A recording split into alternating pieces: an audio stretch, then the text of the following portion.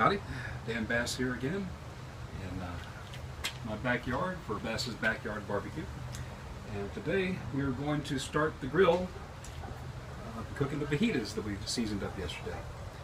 So I'll run you through how I start my grill. I'll show you one thing first. Don't use this or any products like it. It's great for starting a campfire, but not to cook your food on. It's petroleum. Might as well put motor oil on your charcoal and light it. So what I use is called a chimney fire starter. But you want it paper into crumpled up pieces. You stick it in the bottom here, and you put your charcoal inside of it.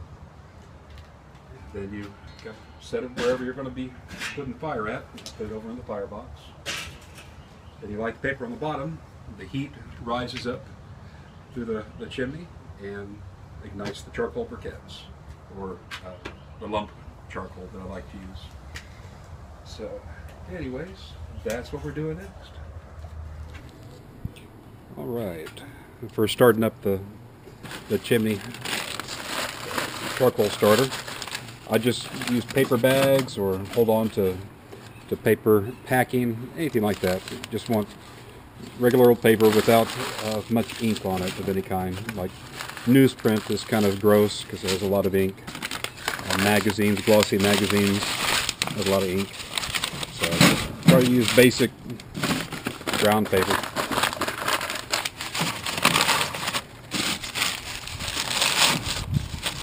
There you go, nothing fancy.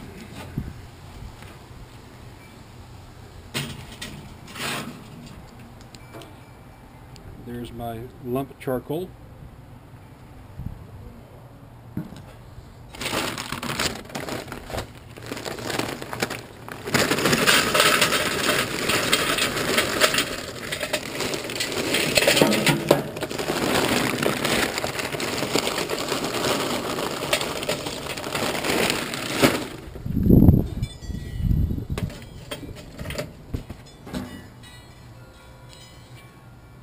Put it up to just a few inches, a couple, 3 inches below the top of the chimney.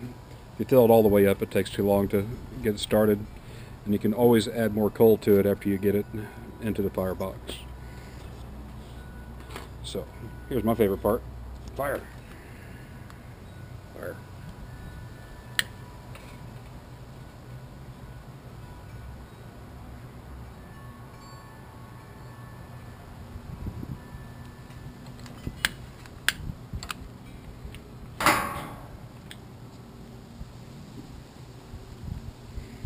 Alright, there it goes.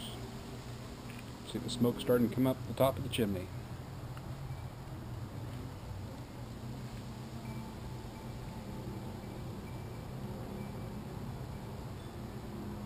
Sometimes the first amount of paper that you put in the bottom isn't going to be quite enough to get all the coal burning.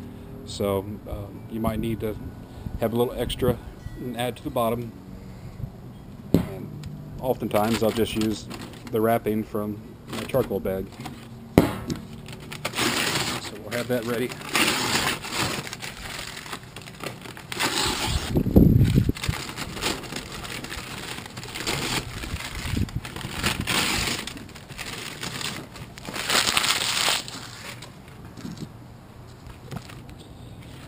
And yep, it looks like I need to add a little bit more paper underneath. I can hear it crackling just a tiny bit, but it needs a little extra boost.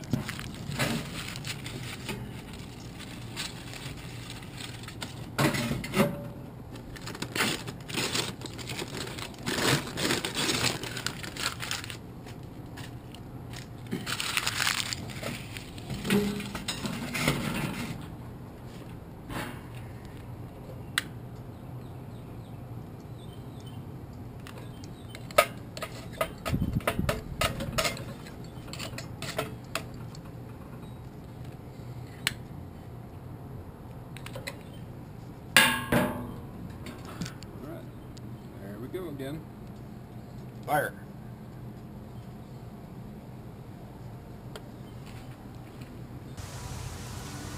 Okay, we've got the chimney charcoal lighter going. It's doing its thing. Still see the smoke coming up from it. You hear the crackling. It's excellent.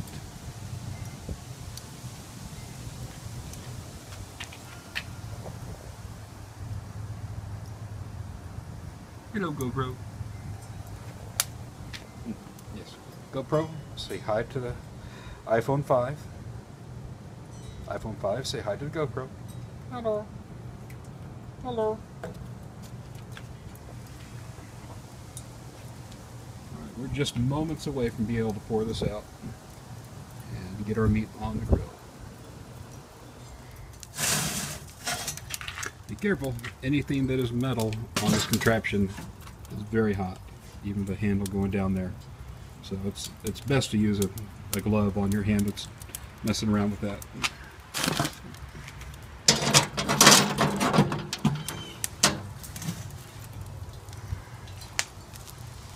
Okay, dump it on in.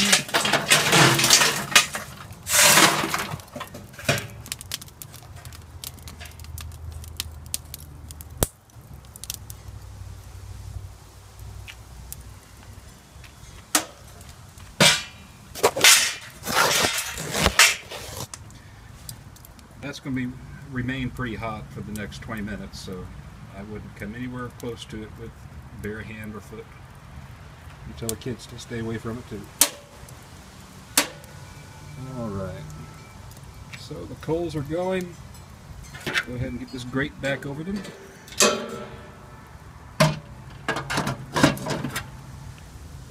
And our next step is just a little bit of grill maintenance. Gonna let it warm up some, both sides, cooking and the firebox.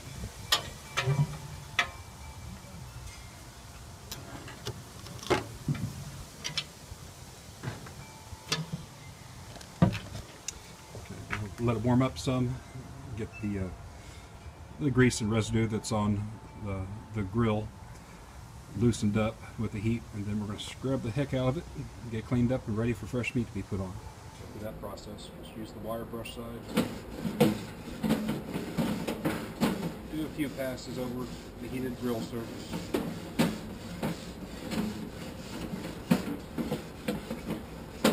You don't need to apply any fancy grill cleaner or scrub at it for hours and hours. This side done as well.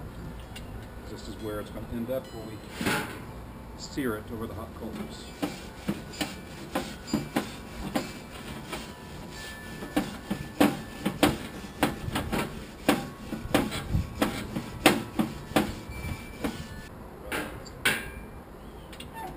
Time to get our meat in a smoker chamber.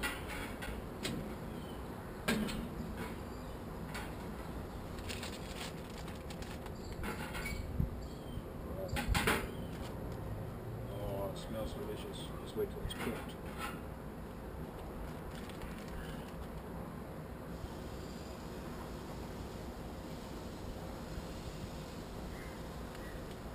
Sizzle, sizzle.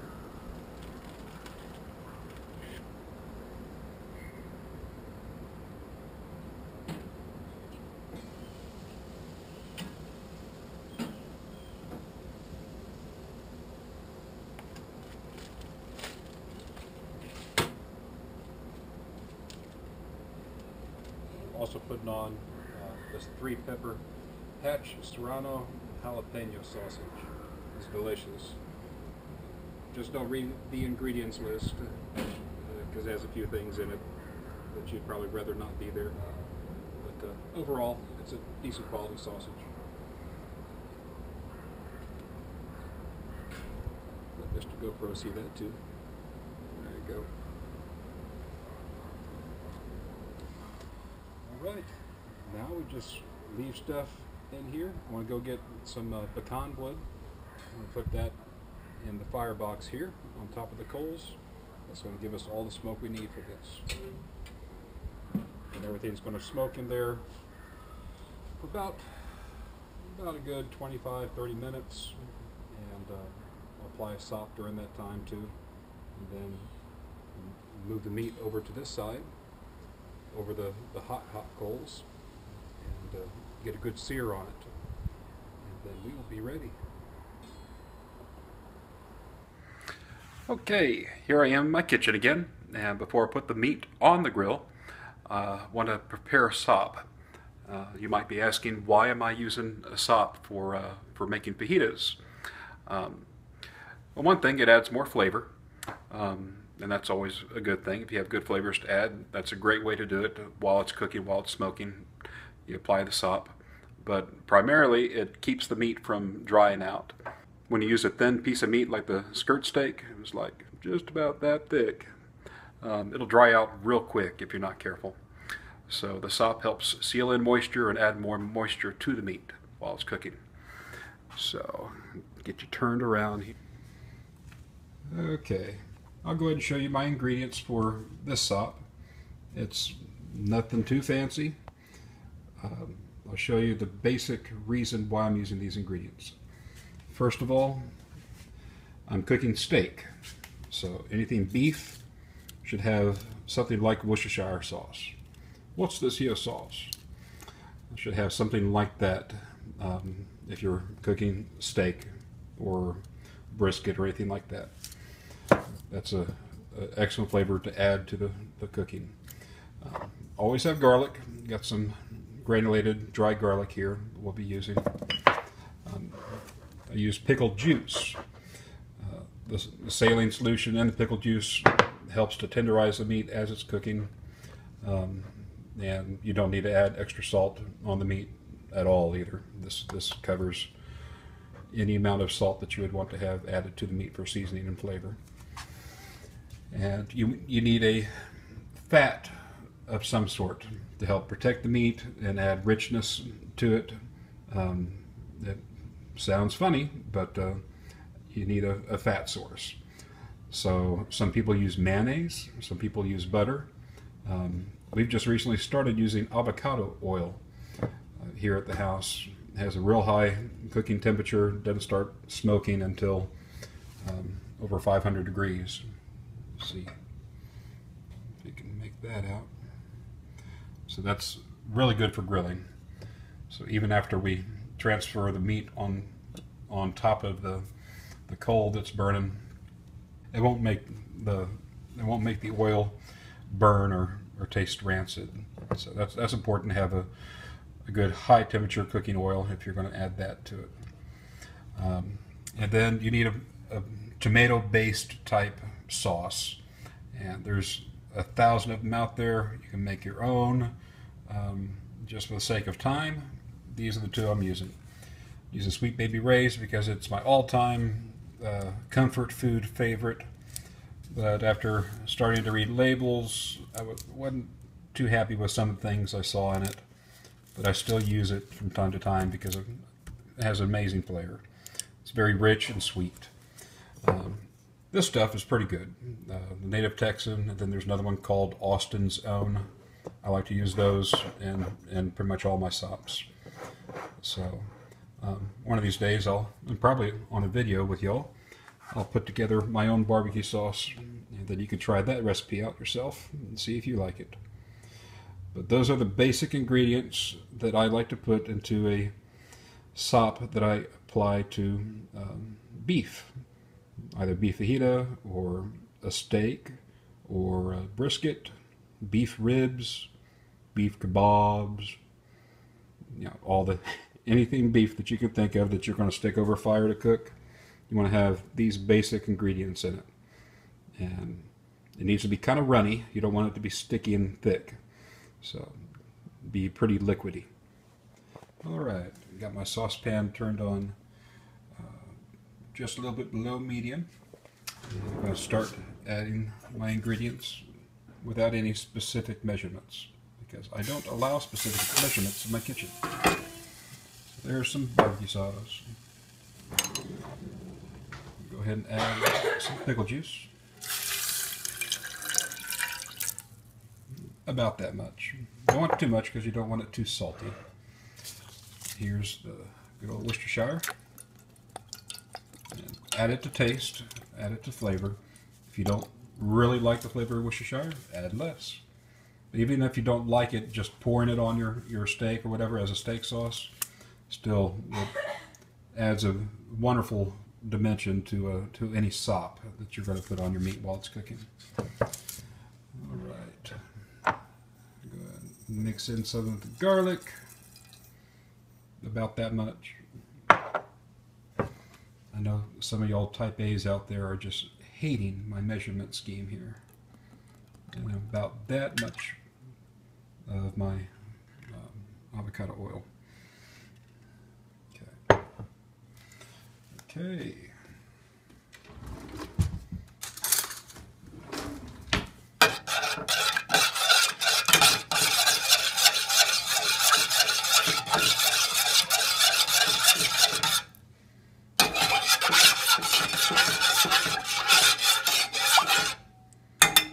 Just kind of let that all warm up together. I'll probably add just a wee bit more barbecue sauce to it.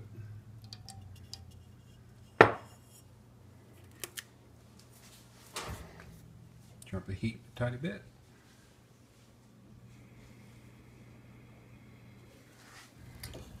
All right, I'm going to turn up the heat just a little bit. Bring this to a simmer. It'll help to mix all the ingredients real well. You know, the fat will kind of stay on top. The oil that you use will kind of stay on top. It's not going to mix all the way in. But that's okay. As you dip your baster into it and apply it to the meat, it all mixes together.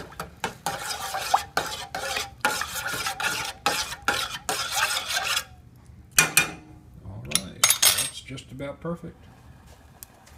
Next step, let's get the meat on the grill.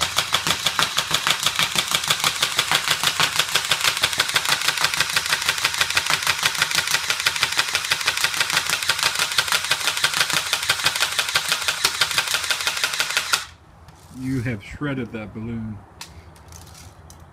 Alright, let's keep it down for just a second. I need to talk on the camera. Alrighty. Let's go ahead and check things out in here. Looks like we're about ready to apply a sop. Let's bring that over. Give it a little stir. Just baste it on. Nothing fancy.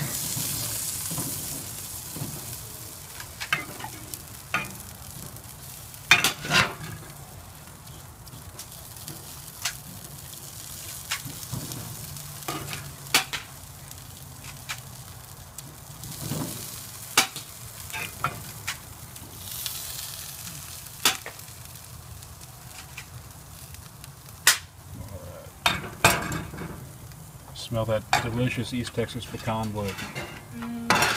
Awesome. Flip it over and sop the other side.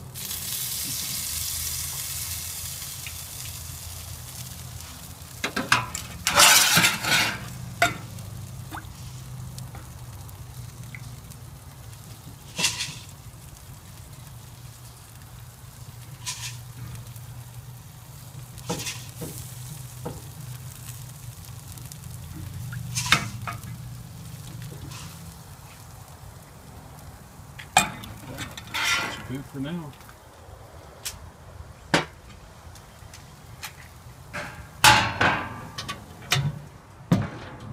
Leave it go for about another 15-20 minutes and then apply a little bit more sop before we move it over to the firebox and put it on top of the grill there. Okay, well, things are looking really good. I'd say it's just about time to stick them over onto the firebox. I've basted them one more time with the sop, and they look tender and juicy, and look like they've gotten enough smoke in them too. So finish up the cooking process over the hot coals, and then I'm going to wrap them up in foil because everything else isn't quite ready inside yet. So that's my next step. Let me get them over the coals here. I'm going to try to turn on Mr. GoPro because he's angled down at the firebox. Maybe he'll pick up on some of that.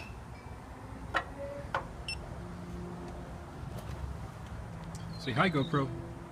Hi, GoPro. Okay. All right. About to hear some sizzles.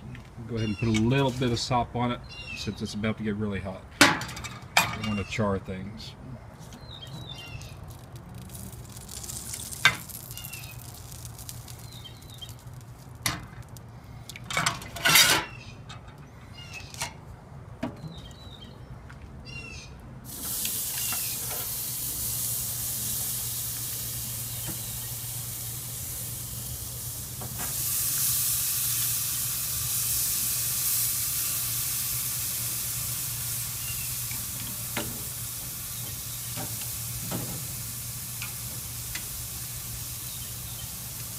Looking mighty tasty. Smells amazing.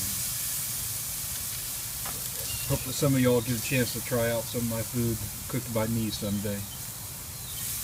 It's definitely a worthwhile experience.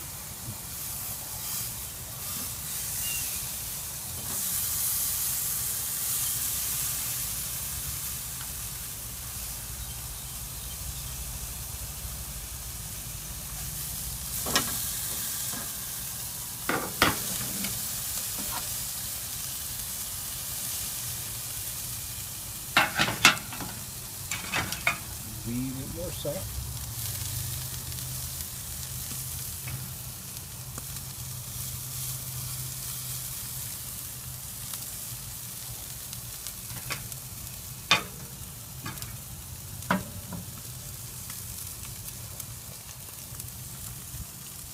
Let's get a little GoPro footage of it. We'll do a flyby.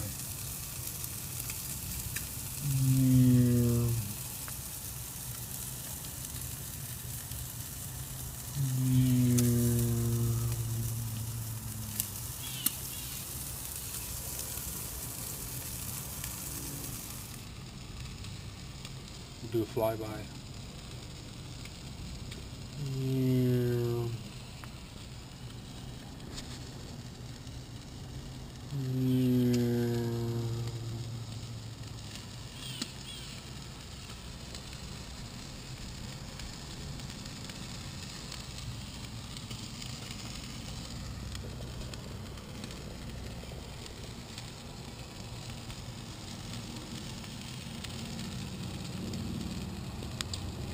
These cameras are so fun.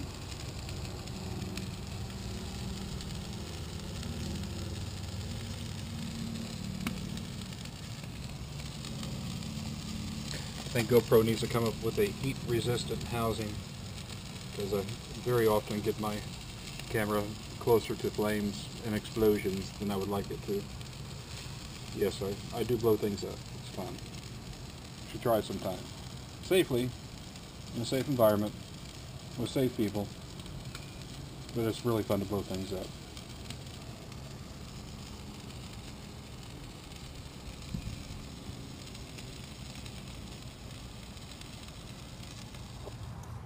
Okay, now we're going to go ahead and wrap the meat up and keep it moist and tender. It's done cooking, so we're not worried about the cooking process. We just don't want it to dry out before we have a chance to slice it up and eat it. Also add a few more flavors to it while it's sitting warm and wrapped up in foil. Put poblano on. So I put poblano on just about everything I cook. Has just a little bit of spice and the overall flavor of it. It's a great green pepper. And to that we'll add some lime. Fajitas and lime go extremely well together, as well as carnitas or pulled pork. Also fantastic with lime. And then purple onion. And admittedly, I use purple onion a lot, mainly because it is so pretty and very photogenic. And since I am not just cooking to eat, I'm cooking because I like the art of it, and because I like to share that art with other people. The purple is very lovely. So, but purple onion also has a sweeter flavor typically, and it goes very well with beef. All right, well, we're going to wrap this up and do the same thing with the other one. and we'll just leave the sausage there to continue smoking in the heat coming out of the firebox. And I'll finish getting things ready inside, cutting up some more veggies and getting the table set and all that kind of stuff. And the next scene will be me slicing up the fajita meat so you can see what it looks like on the inside. Alright, we'll be back in a little bit. I got my meat back in from the grill. We're ready to slice it up and then serve it up. So right here is a 3-pepper sausage. This is one of Steven's favorites. No, stay away. It's hot. In fact, it's so hot, I need to hold it down.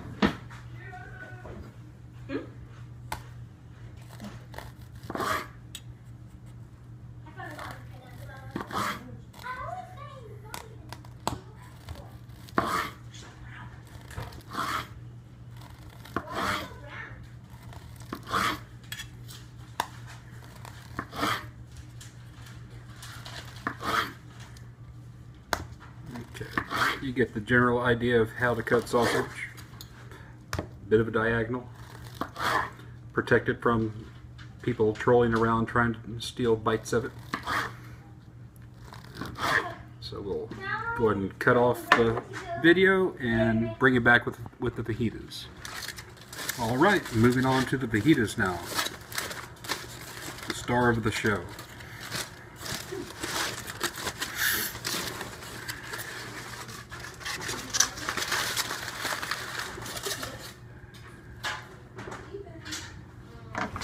That's so pretty, I gotta show it to you before I cut it up.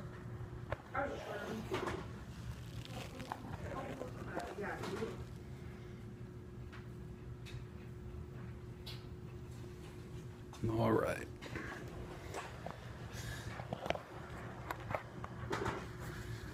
Okay, there is an art to slicing fajitas. If you slice them inappropriately, they can actually be tough, even if you cook them tender. To cut them across the grain. So right now I'm just moving the veggies and the limes over to the middle of my container. Alright, so cutting with the grain would be just finding the diagonal of the muscle and just cutting straight like that. What you want to do is turn the steak slightly at an angle towards you and start cutting at a corner and work your way all the way down. It's the same way with brisket or center cut brisket. Anything that you want to cut into relatively thin strips to be eaten, you want to cut it across the grain of the muscle, and that way it just falls apart when you take a bite. Okay.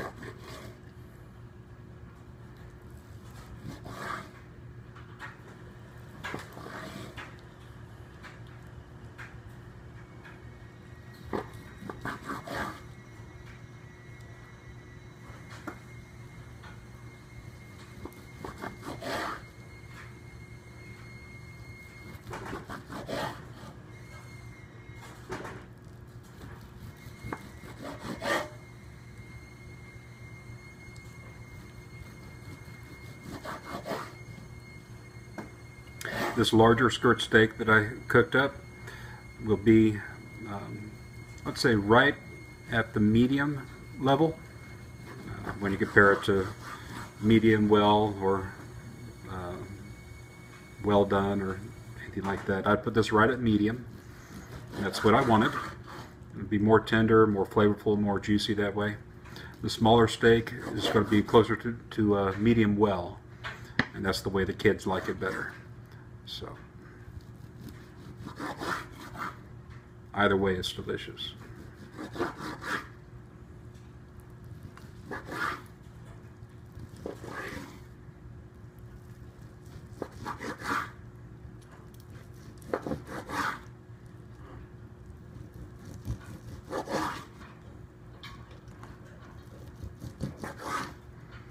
And I'm going to steal a bite of the end piece.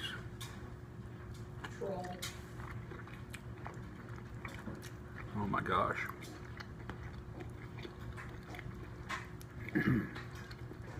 That is delicious.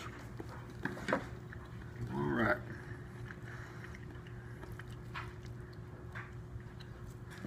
Put all this in my container.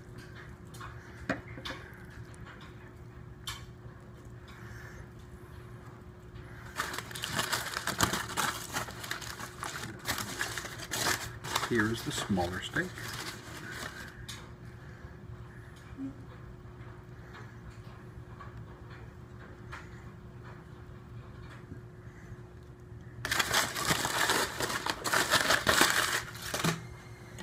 Alright, once again, this is straight across. This is how you think you would be cutting it. But you need to turn it this way and cut it from the right hand corner straight on down.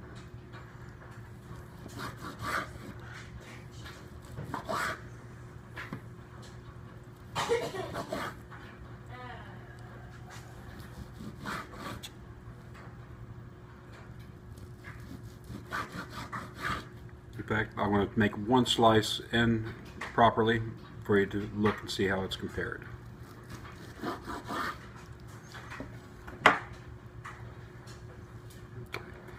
See how the lines go straight across?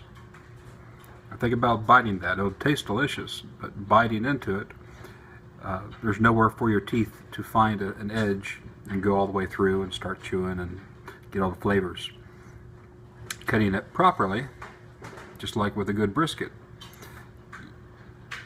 you've got edges everywhere. So you bite into that, it falls right apart. Each bite is easy and delicious. Okay. I just had to prove that to you. Sometimes a visual really helps people understand why it's important.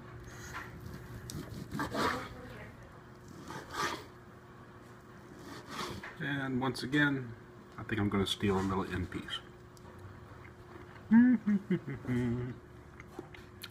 Awesomeness. All right. Yes, I did.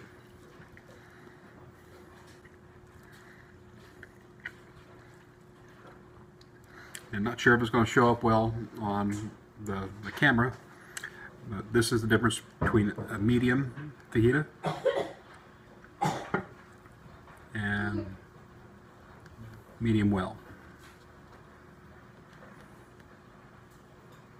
So if that shows up well after editing, you'll know the difference. If not, you'll never see this because I'll cut it out. Okay.